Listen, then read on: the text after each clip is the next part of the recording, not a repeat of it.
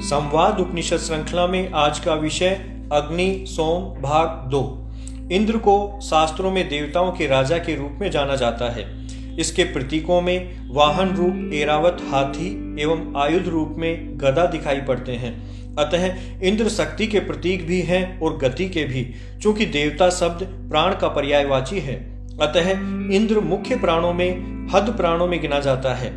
शिव को वैदिक परिभाषा के अनुसार इंद्र नाम से कहा जाता है। अतः हमारे 3 मुख्य हद प्राण ब्रह्मा विष्णु इंद्र को ही ब्रह्मा विष्णु महेश कहते हैं। इनमें ब्रह्मा स्वयंभू लोक के, विष्णु परमेष्ठी लोक के तथा शिव सूर्य मंडल स्वयं के अधिष्ठाता है। इंद्र की शक्ति को शची कहते हैं। ब्रह्मा हर आकृति के केंद्र का नाम है।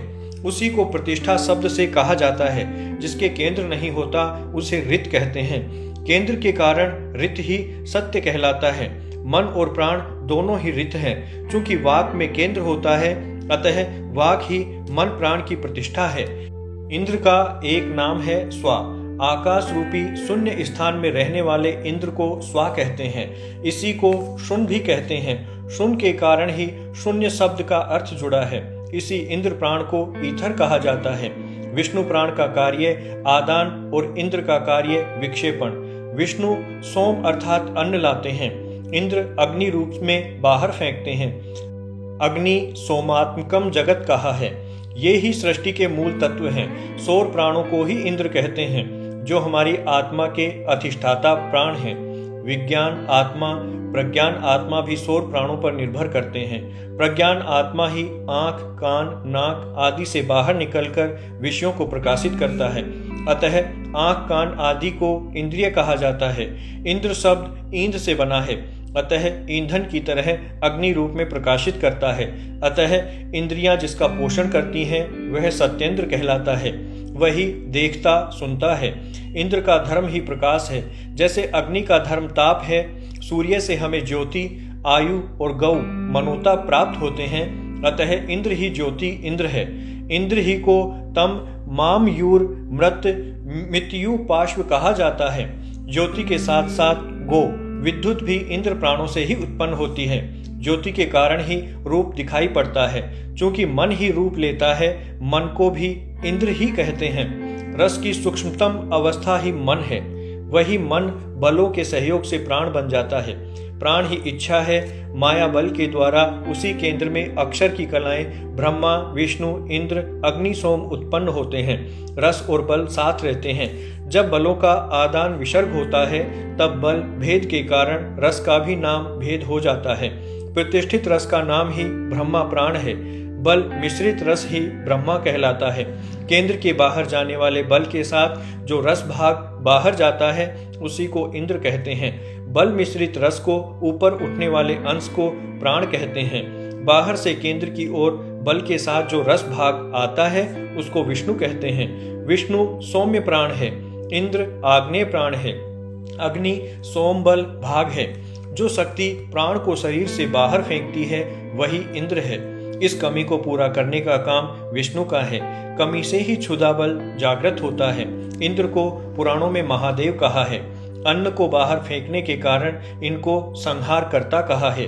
इंद्र तथा विष्णु प्रतिस्पर्धी हैं। रुद्र नामक अग्नि प्राण को घोर तथा शिव नामों से जाना जाता है। सूर्य के नीचे का भाग घोर तथा ऊपर का शीतल भाग शिव है। एक ही रुद्र अग्नि 2 रूप ले लेती है। जिस प्रकार सोम पेट में जाकर अग्नि बन जाता है और वही अग्नि बाहर आकर सोम बन जाता है, विष्णु तथा इंद्र की गति जिस स्थायी केंद्र से जुड़कर कार्य करती है, उसी तत्व का नाम ब्रह्मा है। सृष्टि क्रम का उपादान कारण यही ब्रह्मा बनता है। एक तथ्य समझने का यह है कि विष्णु प्राण पोषण करता है और इंद्र प्राण के कारण स्थायी भाव घटता है। इंद्र प्राण जितना अधिक होगा, वस्तु उतनी ही कम समय तक टिकेगी। जैसे कपूर जल्द उड़ जाता है, ठोस वस्तुएं लंबे समय तक प्रतिष्ठित रहती हैं।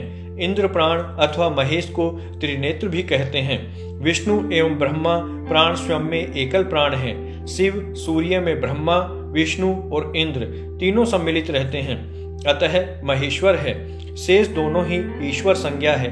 पुराण कथाओं का जब इस प्रकार विश्लेषण करते हैं, तब सृष्टि के अनेक सिद्धांत समझ में आने लगते हैं। अमृत सृष्टि में सबसे पहले प्राण ही था। असत, ऋक रूप, ऋषि प्राण, प्राण है वह ऋषि है। इनका केंद्र प्राण शून्य इंद्र इन सबको दीप्त करता रहता है, इंद्रियों के द्वारा ईंधन देता है। मूल में 7 प्राण, सप्त ऋषि प्राण मिलकर ही प्रजापति का निर्माण करते हैं। माया ही इसकी शक्ति है, इसकी कामना एको अहम बहुश्याम ही माया की सृष्टि की ओर आमुखता है। यही कामना जीव की कामना बनती है। इंद्र के कारण सृष्टि में अग्नि की प्रधानता रहती है, इसी को रुद्र सृष्टि कहते हैं। मूलतः अग्नि के 11 भेद होने से रुद्र भी 11 होते हैं। जिस सृष्टि में जिस अग्नि की प्रधानता रहती है उसी के अनुरूप रुद्र सृष्टि रहती है। सृष्टि में अग्नि और सोम अपना रूप बदलते रहते हैं। भूत सृष्टि में अग्नि को वसु कहते हैं, सोम को पशु। जहां भी कोई चीज अन्य रूप काम आएगी तो निश्चय ही सोम प्रधान होगी। अतः जो महेश्वर अग्नि प्रधान भूतपति हैं, वे जब सोम प्रधान अथवा पशु प्रधान रहते हैं तब पशुपति बन जाते हैं। महेश्वर ही ब्रह्मोदन और प्रवर्ग्य के प्रधान देव महादेव हैं। सूर्य मंडल महेश्वर एक प्रकाश स्तूप है जो चारों ओर अप समुद्र जलयुक्त से घिरा हुआ है। यही वायु समुद्र भी है। मध्य में सूर्य अग्नि तत्व है, ज्योति पिंड है। इनका सबका आधार आकाश है। में अग्नि नेत्र महेश्वर सब भूतों का अंतरात्मा है। सूर्य के 3 मनोता कहे गए हैं, ज्योति, आयु और गौ। इनमें ज्ञान ज्योति ब्रह्मा से, ज्ञाता रूप आयु इंद्र से तथा गे रूप गौ विष्णु से प्राप्त होती है। 5 महाभूतों में एक जल भी है। जल ही लोक सृष्टि का उपादान है। जो जल हमें दिखाई पड़ता है वह अपने आप में महत्वपूर्ण है, एक यौगिक है। पृथ्वी भी पानी का ही रूपांतर है। पानी में वायु प्रवेश करके घनीभूत होता हुआ कालांतर में मिट्टी रूप में बदलता है। अंतरिक्ष में भी प्राणात्मक पानी का ही साम्राज्य है। चंद्रमा भी पानी का ही विरल अवस्था रूप सोम का ही रूपांतरण है, जल पिंड है। अंतरिक्ष का जल ही भिन्न भिन्न लोकों के बीच सूत्र संबंध बनाए रखता है। जैसे हमारे शरीर में 3/4 जल है, वैसे ही पृथ्वी, चंद्रमा आदि पिंडों में भी 3/4 जल होता है। सभी जड़ और चेतन भी इसी जल के कारण एक दूसरे से जुड़े रहते हैं। जल में संग्रह करने की एक विशिष्ट शक्ति होती है। यह सभी ध्वनि तरंगों का संग्रह करता है, उनका परिवहन भी करता है। हम चाहे हरिद्वार में या बनारस में गंगा स्नान करें, गोमुख से गंगा सागर तक की अनुभूति हो सकती है। लोगों के स्नान करने की, धोबी घाटों की, पूजा आरतियों की ध्वनियां पकड़ में आ सकती हैं। प्रत्येक डुबकी में अलग धरातल का अनुभव हो सकता है। हमारे शब्दों के स्पंदन भी जल ग्रहण करता है, उसी के अनुरूप उसकी प्रतिक्रिया भी अनुभूत होती है। स्नान करते समय वह जल हमें पवित्र तो करेगा ही, गोमुख से गंगा सागर तक जोड़े रखेगा, हमारे हृदय को देवता तक पहुंचाएगा। उसी के अनुरूप शरीर के जल में, रक्त में परिवर्तन आता जाएगा।